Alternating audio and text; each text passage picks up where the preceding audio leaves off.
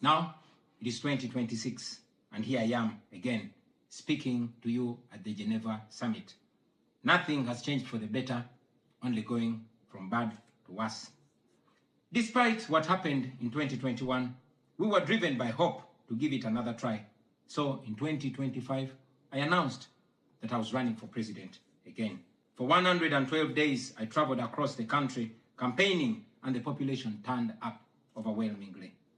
Yet again, our campaigns were violently attacked, our supporters were murdered, we were blocked from reaching many places, and were also blocked from several media stations. As usual, Museveni shut down the internet again, this time 3 days to the election. And what happened thereafter was not an election, but a military operation. The election was so rigged to the point that even at the polling station where Museveni voted for, he got much more votes than the actual registered voters in the register. Our polling agents in several places were arrested and whisked away. Several of our party officials were arrested and many abducted. 2 female deputy presidents of our political party were abducted and held incommunicado in a military barracks for 3 weeks before being thrown into a prison where they are languishing right at this moment. The military was deployed on our streets, shooting on spot whoever dared to challenge the criminality.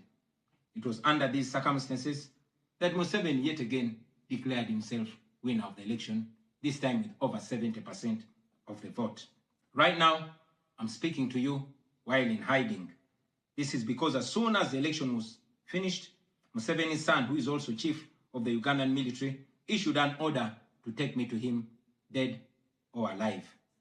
The military acted on his order and raided my home. They tortured my family members, humiliated and undressed my wife, accusing her of hiding me. Meanwhile, they were recording and taking pictures of her, which the military chief later on shared on Twitter and bragged about capturing my wife. They also took over my home and surrounded it, and they are occupying my home as we speak right now. My wife and children had to flee the country for fear of their lives.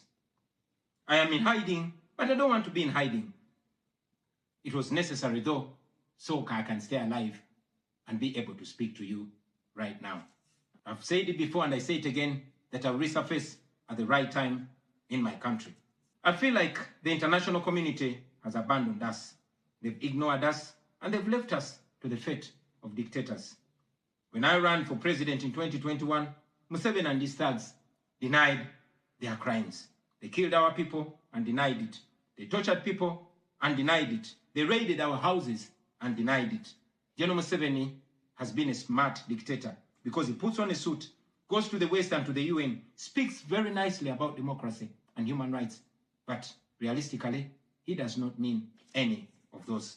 He talks about our so-called Human Rights Commission in Uganda, but the same person closed the UN Human Rights Office in Uganda 2 years ago because they dared to question him about his atrocities. Now that is how he has been able to maintain a facade of democracy for 40 years and counting. But now Museveni is 83 years old, and his 51-year-old son, Muhoozi Kainerugaba, commands our military, the Uganda People's Defense Forces, more like Uganda's defense against its own people. And he's effectively in charge. Unlike his father, Muhoozi does not play the role of a good dictator. He openly and shamelessly says despicable things on social media. On Twitter, he openly confesses and brags about committing atrocities against the people of Uganda. When he was summoned by Parliament, he called Parliament a house of clowns and fools, and he threatened to arrest all of them. He describes judges of the Supreme Court of Uganda as clowns in wigs, and he has threatened to crush all journalists that dare to criticize his actions. In April last year, he abducted, detained, and tortured my close friend and bodyguard called Eddie Sebufu, also known as Eddie Mutwe. He later on posted on Twitter naked pictures of Eddie, boasting that Eddie Mutwe was in his basement learning Museveni's mother tongue, Lunyankole. Last month, he bragged about killing 22 of my friends, and he said that he's praying that I am the 23rd person for him to kill. In other words, Museveni and his son no longer fear international retaliation for their crimes. They've been so emboldened by your lack of action They know that they can murder their own people, imprison them, torture them, remove their fingernails, push needles down their testicles, and nothing will happen to them. Now, they're using rape as a weapon. Boys and girls, men and women, people of all ages have reported being sexually assaulted by Muhoozi's military. And it's not rare. The majority of the people that they capture and unlawfully imprison have reported being raped, whether men or women. It is no longer possible, ladies and gentlemen, for the international community to deny Museveni's violence and atrocities. It's all over social media. And today, I am talking about it to you. Now, this is our call to action. The way I see it, if the international community continues to be complacent, then Uganda will go from bad to worse. Museveni and his son's military will massacre many more innocent Ugandans. You, ladies and gentlemen, in the Western world, will be forced to grapple with millions of Ugandan refugees pouring into your countries. And maybe then, the international community will come and commiserate with the people of Uganda, just like they did after the genocide in Rwanda, but it was too late. The second option is that the international community rises to the occasion.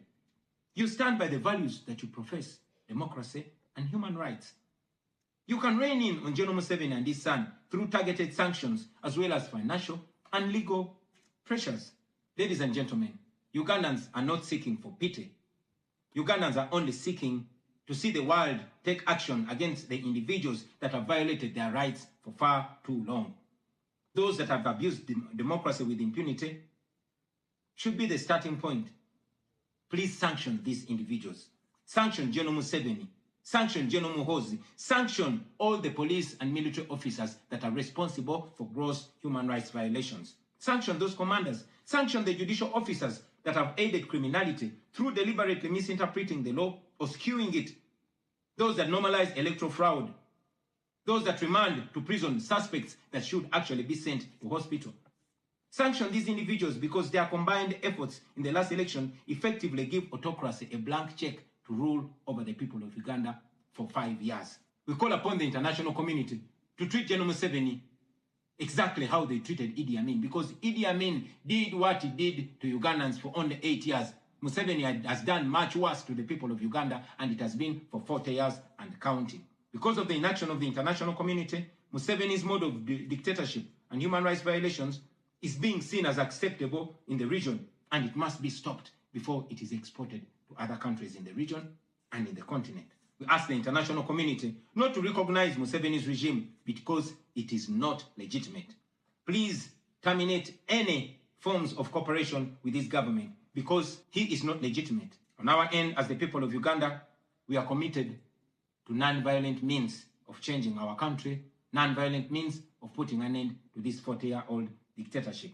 And you can be sure that the people of Uganda will sooner or later free themselves, because oppressed people cannot stay oppressed forever. With your help, friends, with the help of the international community and development partners, we can change our country. We can liberate Uganda before it is too late. I thank you for listening to me.